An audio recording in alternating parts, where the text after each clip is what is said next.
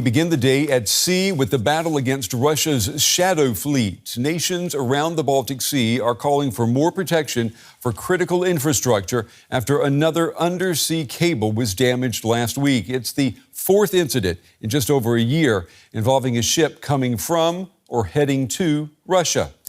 Now, since 2023, there have been multiple occasions when telecommunications, electricity, or fuel links were disrupted between Sweden, Finland, Estonia, Latvia, Lithuania, and Germany.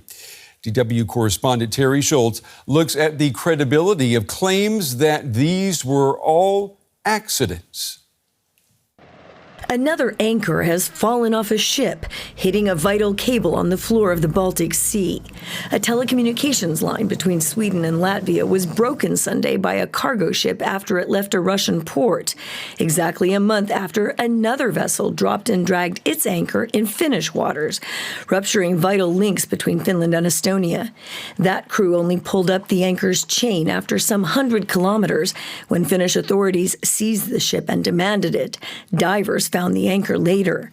Sea Captain Magnus Vinberg says these things don't just happen by chance. How many times have you seen an anchor just accidentally drop off a ship? From my ship? Never. An anchor normally in the open seas is secured with 3 different systems. So for anchor to drop, all these 3 systems have to be incorrectly applied or not used at all or used wrong. Beyond that, Vinberg says, dropping an anchor makes such a din, it's hard to imagine the crew wouldn't notice. He suggests I find an example online to see for myself. Okay, seems like that would be hard to miss, and afterwards, it would be quite a drag, right?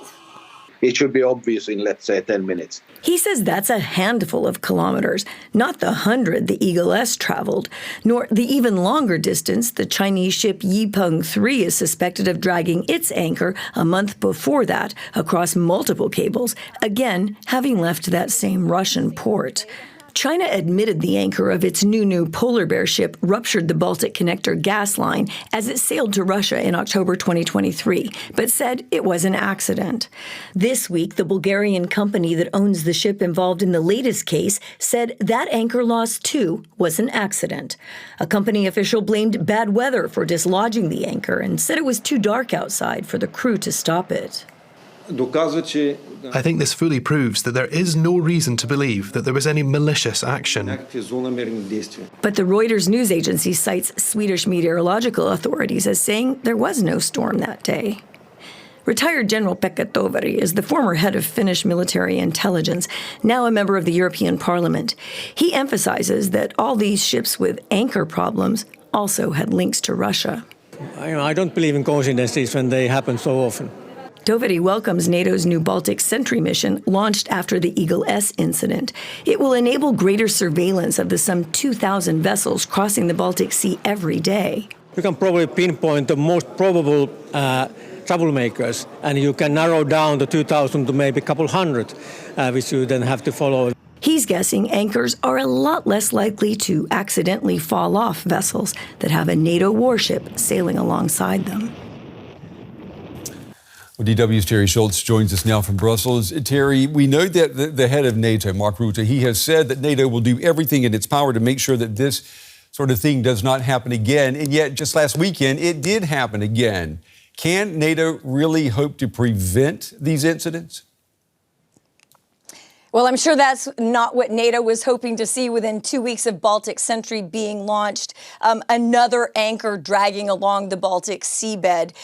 But about that last case, Brent, I should add some context here. It is the only incident of the 4 we're talking about that my sources actually say has a possibility of being accidental, and there are some reasons for that. One, it's flagged by Malta and owned by Bulgaria, so European countries, and not one of these sort of obscure countries somewhere far, far away. It's not carrying Russian oil, and it's not old. It's only a few years old, so not one of these really decrepit vessels that normally make up Russia's shadow fleet. So there is still some open questions about that, although Sweden is investigating that one also as sabotage. But when it comes to whether NATO can stop them, you know, it's very easy to drag an anchor once it's in the water if it's in the darkness. So it's quite difficult to trap them. And what NATO is really hoping to do is just keep eyeballs on these most suspicious vessels to try to pinpoint, as Pekka Toveri said, which ones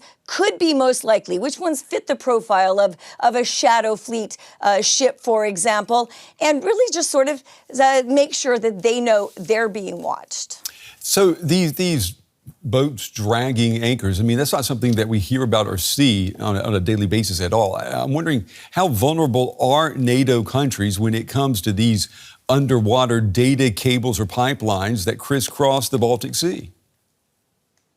Well, there's different ways to look at vulnerability. If you're talking just about these cables, a lot of these fiber optic lines are like the size of a garden hose. So when you think about a 12-ton cable being dragged across them, it's pretty obvious they'll break or they'll be heavily damaged. But political vulnerability is a different issue. And because these countries around the Baltic Sea, the Baltic states, Estonia, Latvia, and Lithuania, and Sweden and Finland are all countries that are very prepared, have been, subject to the Russian threat for a long time, most of them now have backups. So in the case of the Eagle S, when one of these electricity lines between Finland and Estonia was severed, Estonia had a backup line carrying electricity. So it wasn't cut off as the perpetrators may have hoped if this was done on purpose. And this was also true of the telecommunication lines. The last one between Sweden and Latvia, they also had a backup. So these countries have known that this was a possibility, even though it didn't happen often, and most of them now have backups for the services that are carried along these cables. The Washington Post recently cited a number of anonymous U.S. and European intelligence officials as saying that they do believe these cases could all be accidents and not sabotage. Now, the experts that you interviewed, they don't seem to believe that. No, the experts I interviewed who went on the record with their names. So this Washington Post article just really exploded this issue. My timeline went crazy with people saying, how can they say that? Again, those were all anonymous sources. Now, when I spoke to officials, they said, admittedly, the investigations are not over and we can't prejudge the outcome. But they also raised questions about why experts who wouldn't give their names would be talking about this. Now, Pekka Toveri, the MEP I spoke with, the former head of Finnish intelligence, he has some theories about that. Let's hear what he had to say. It's quite interesting. I'd say that my guesstimate is, and total guesstimate is, that maybe some people in Washington got worried that this thing is getting too heated. NATO is getting ready to do whatever needed. The Nordics are boarding ships left and right. So try to calm down. We have maybe peace negotiations in Ukraine, and so on. So Toveri says there are a lot of politics playing in these issues about anchors falling into the water. Yeah, that's interesting. Teri, this new NATO mission, it is on patrol now in the Baltic. I still have some questions about enforcement. I mean, imagine they catch a Russian shadow fleet boat in the act of sabotage. I mean, do we know what the rules of engagement are in that situation?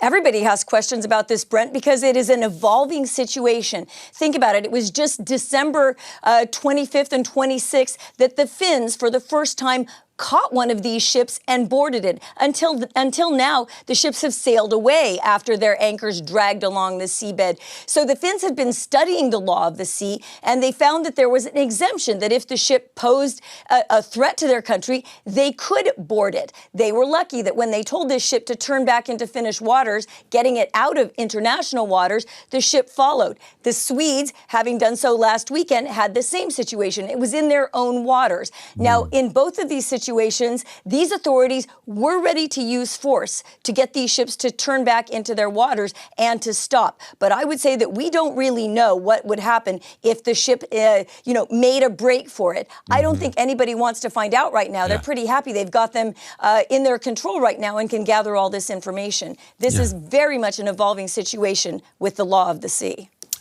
DW's Teri Schultz with the latest tonight from Brussels. Teri, as always, thank you.